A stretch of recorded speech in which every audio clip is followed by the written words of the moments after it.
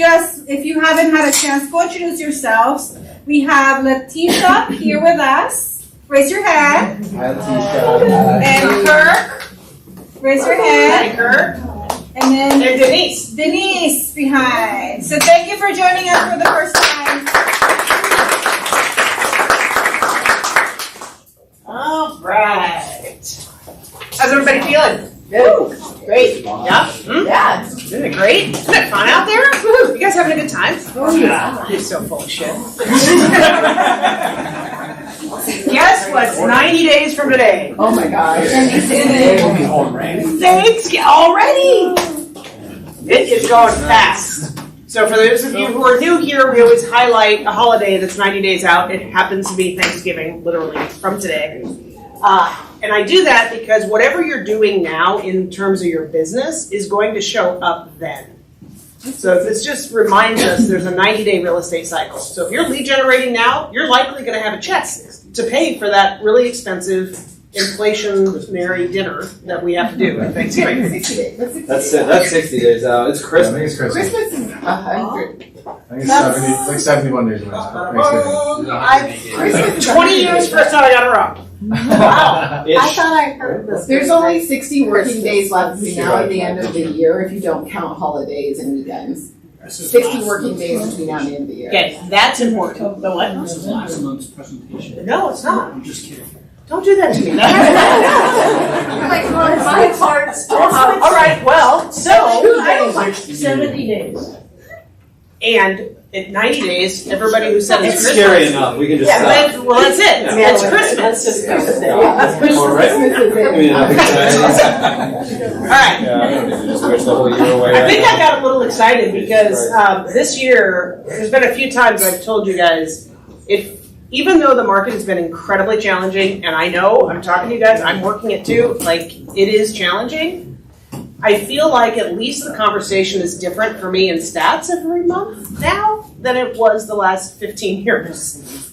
We're not in a crazy accelerating seller's market. That's been the message that I've been telling you over and over and over and over every month up until about 4 months ago.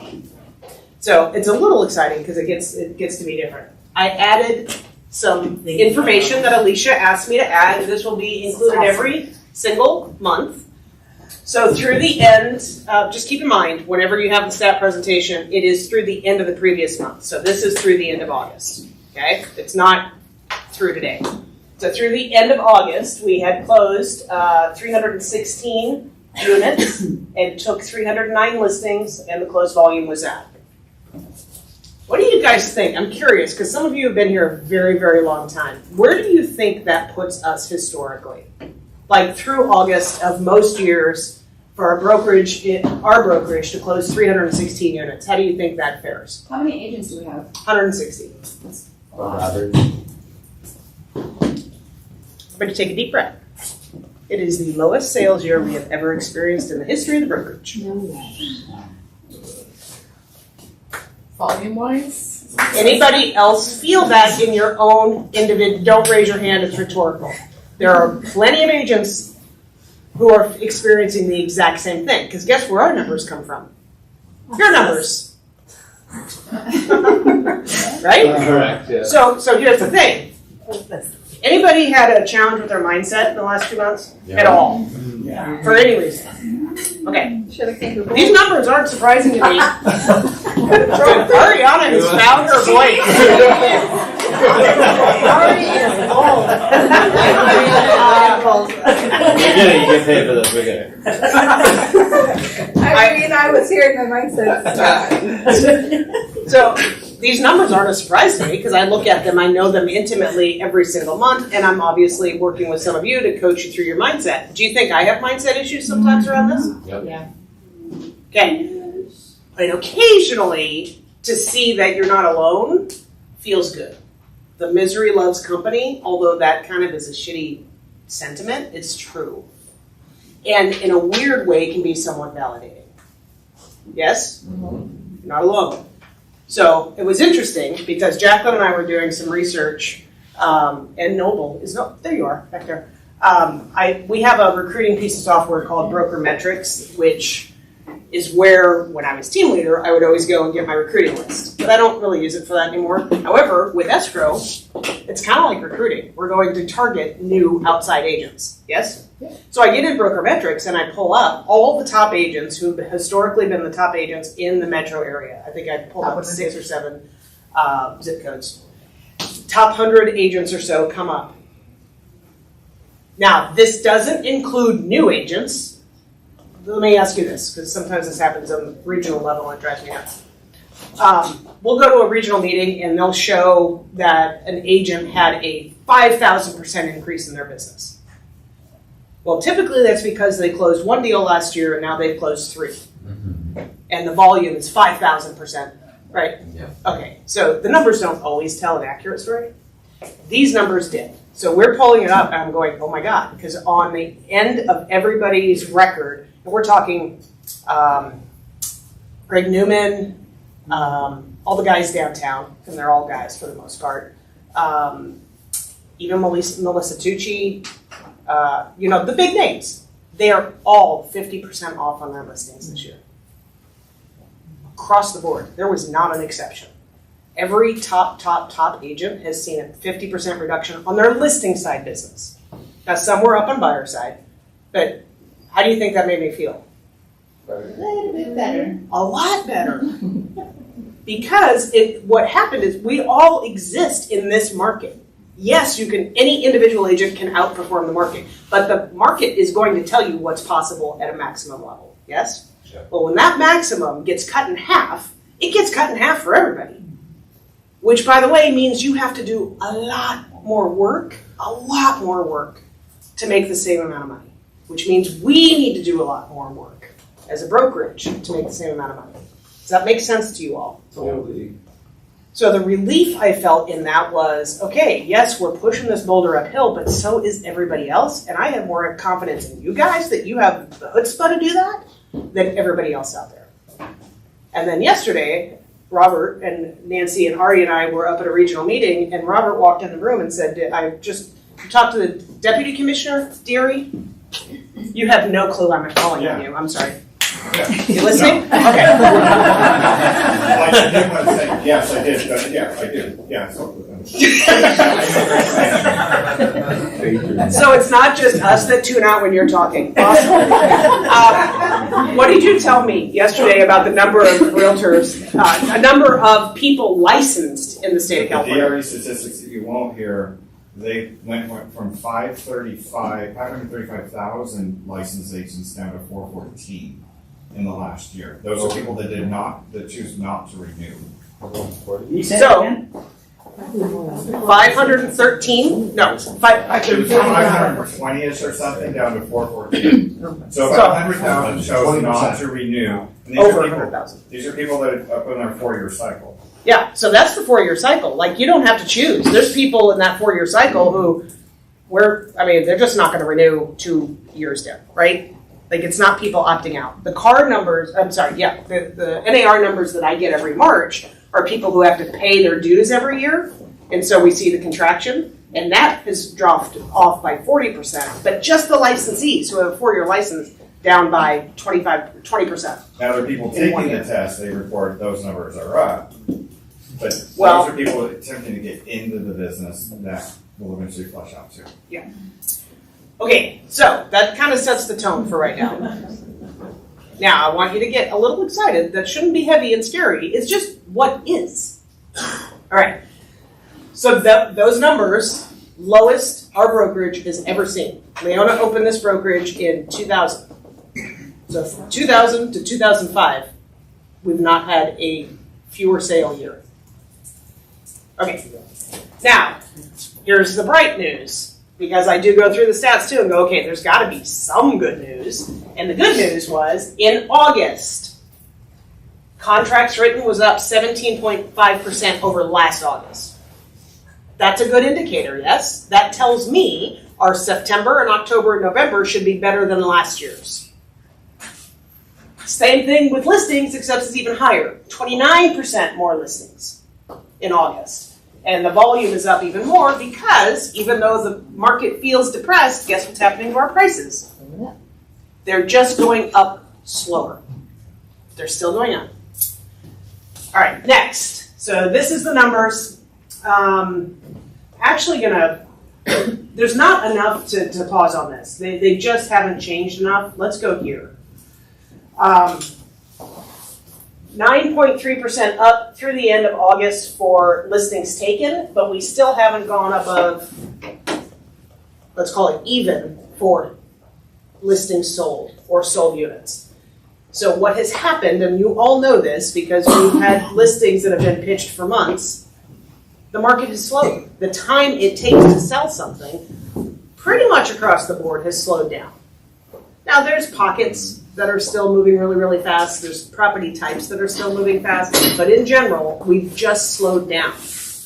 So most of this increase in listings, instead of selling in 30 days, is now going to take 90, maybe longer. And escrow times have also gone up. And the other number, which I didn't include in the slides because I'm going to do a deep dive on this, our cancellations are astronomically up. Like, ridiculous. We don't have a good source of data for that. Like, I almost have to watch it on a daily basis. But I'll tell you, last year, total cancellations in the year was like, as far as the MLS tells me, was about 300. We were at 300 at the beginning of July, and it's accelerated since then. So they're way, way up. Listing compared to sold, absorption rates have stayed pretty consistent for this year, but they are 20 to 30 points behind where they were last year. Again, this is just saying we're taking longer to absorb the available inventory. Incidentally, I don't want to jump ahead. These are still all seller's market absorption rates, though. So again, it feels so much different than the market we were in last year at this time, but it's still a seller's market. It's just not as crazy as a seller's market. All right, by price point. Now, I, again, have gotten excited about this year because we've had more affordable inventory come to market than we have had in the last 2 years. Look how much more under 400 and up to 600,000 that we've had. Those are going to get absorbed. But when things are wonky, especially with unpredictability, when a market is unpredictable or life is unpredictable, do you think it has a bigger impact on lower income people or wealthy people? Yeah, because wealthy people can deal with the unpredictability. They've got more resources to do so. So the reason these listings, I believe, haven't been absorbed yet is because the people who are just kind of on the bubble, come on in, are probably a little bit more fearful than those who have a long runway and a lot of resources. So it typically hits our entry-level market more, but what rebounds faster? Like with these rates going down just a little bit, if we can lock stuff in 5s, I would be all over my entry-level buyers and going, let's go. No, you're fine. Okay, so sold. Now, if you, again, look at the lines, listed up, sold, down. Because the people in that price point are a little more challenged. Luxury is up just a tad. Okay. Now, I don't know if you guys remember, I can literally feel it and how excited I was in February because January and February were really strong months compared to last year.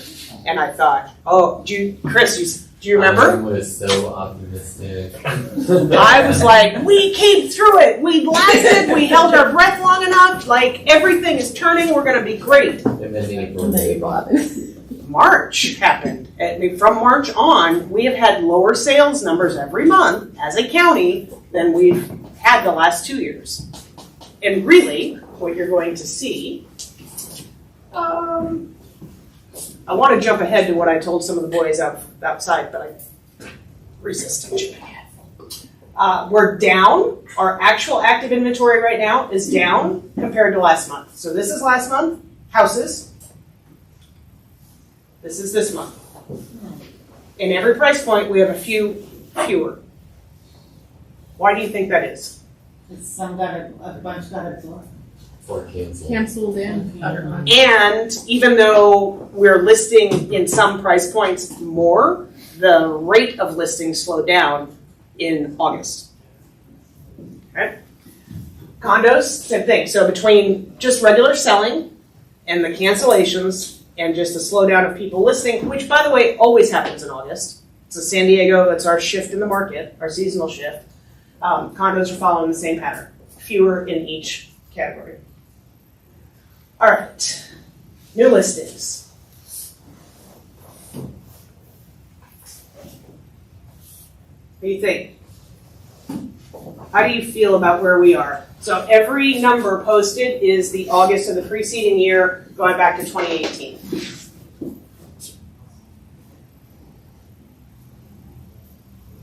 that make you feel good? Bad? Indifferent?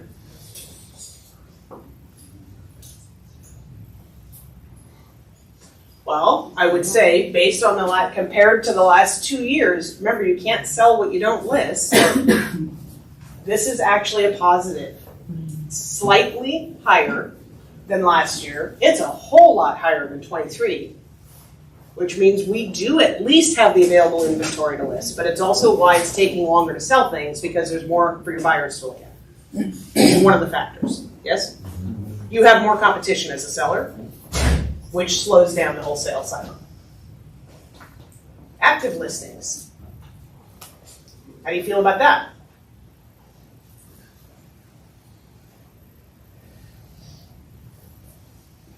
According to SCR, it's up 15% overall for the year. Well, so if we look comparatively, right, over the year, that would be right, in both condos and houses, what's the trajectory? It's going down, and it will continue to go down through. Okay, and this is active, so think, actives. If the number of active listings decreases, and Chris is right, it will continue to decrease. Maybe not that strongly, but through the end of the year, because we're in our seasonal shift. So if the number of active listings goes down, what happens in the competitive environment? The buyers are going to now be back in a more competitive environment. You've got to be able to connect those dots for people. Because do the number of buyers follow this? Yes. Kinda, but not. Well, there's less buyers, but there's also more deals to be had. If somebody specifically has to close this year, like last year I had some clients that were like, you have to close. Well, and again, with what Eddie told you, if rates are in the fives, if he can lock something in the fives right now, how many people in your database know that and have been saying, I'll wait till we get in the fives?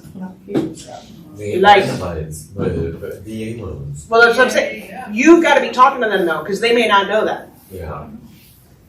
So are there going to be more buyers or fewer buyers than we had last month? More. That's what I want you to hear, with fewer listings. All right, pendings, they've stayed pretty flat. They're on track for last year, for, again, just the month of August. Now, solds. Now, here is what I wanted to show you. Now, again, I adjusted all these slides this month to go back to 2018. So this is August 2018, this number. For those of you who've been around a long time, did we sell more or less real estate prior to 2018 on a monthly basis? Meaning, if we go back in history, did we sell fewer or more listings every month? More. Okay, good. So historically, we would always say, well, 36,000 units, 36 to 40,000 units are what historically have sold in San Diego every year. Okay? That has shifted. The dynamics of our market have completely shifted, and they shifted really, started to shift in 18, 19, but then when the pandemic hit, it really shifted. And now, I think our new normal in our overall real estate market is going to be 26 to 30,000 listings sold.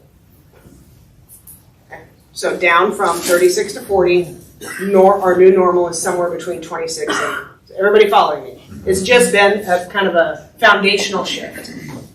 So, because I couldn't put on this slide all the way back to the beginning of my data, which goes back to 2005, I needed to get your mindset there. Because on this slide, what you can see, for August, if you do quick math, we have never sold fewer units in August. As a county, we have never sold fewer units in San Diego in an August.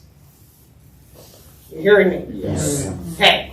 We had never sold fewer units in July. We had never sold fewer units than June. Okay, so what that means is for the last 90 days, from an for an availability of income perspective, there has been less opportunity for you guys. June, July, August, 90-day trend. I mean, you talk about real estate recession, that's the definition of it, and we've already been in a real estate recession for 3 years. Compared But to every single June, July, August, and forever. Because, and I want you to remember, prior to 2018, we sold 10,000 more units a year. So we know those months were higher back then. Right? That's why I wanted. So, to me, that's exciting. Here's why. What did it say for our numbers in August? Our listings were taken up 29%. Our contracts written were up 17.5%. Typically, I can't look at the stats and really predict. It tells you what happened before. But I predict that this was actually the bottom. Now, it's weird that it's in the summer. By the way, it sucks because the amount of money that you all have to, and I've had to write checks to keep the businesses open. But I think this tells us, because those other leading indicators are high, that we came through the trough. The interest rates have helped that. So I'm holding on to that as hope. I'm also excited for us that so many of you just went through Bold, because damn it, if you're not out there and working your asses off, this isn't going to feel good for you. But if you are working your asses off, there's a lot of opportunity right there. Yes? Mm-hmm. Now, what's interesting, and nobody, Sarah, I'm sure Sarah's going to kill me because she's going to tell me I was too negative in this meeting. But just being real, these numbers that we see, that have seen this last 90 days, look like most Decembers.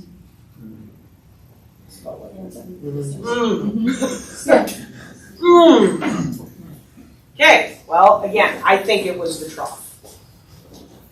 All right, going on. Median sales price ticked up. So here we come through this trough. Why are our prices still going up?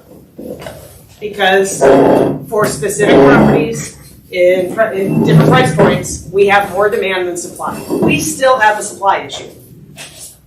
We just do. And it's never going to be fixed, so we'll see our prices continue to tick up. The average, I'm going to go fast through some of this because there's two other things I want to, that I don't talk about typically that I want to talk about. All right, so up. Anybody surprised? Median market time is up substantially? No. I would guess this will continue to go up just because it's, again, seasonally adjusted. It's a slower selling season. So it's not going to get crazy, but I wouldn't be surprised if we weren't at 35 days. Months of available inventory, up. Condos at 4.1 months, houses at 3.2.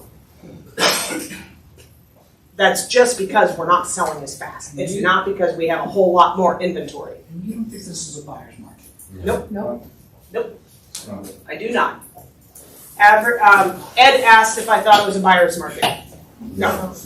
I think they're Do buyers have more ability to negotiate, Yeah. but they're not in the driver's seat yet. Yeah. Now, are there certain properties? Sure. Yeah. Do we have unrealistic sellers? And agents, by the way, the number one takeaway for me yesterday, we had an action plan we have to come up with.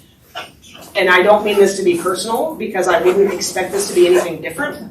I think all of us have a really hard time with pricing right now because it's a different market.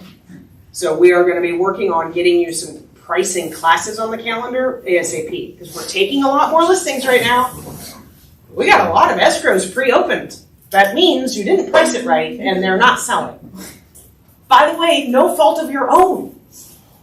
We've been in markets over the last 20 years where pricing was just put a dartboard up and let's see.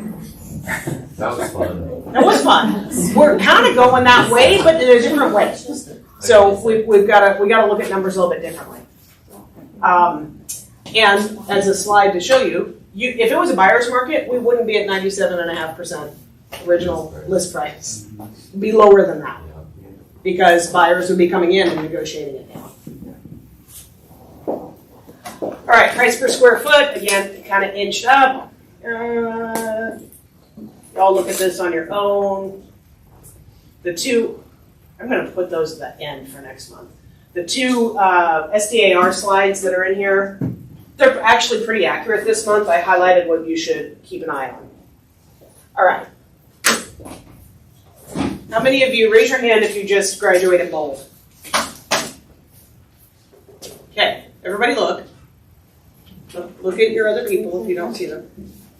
How much? Gail asked me last night, and I don't even know how much was gold. Is it $8.99? $7.99. Okay.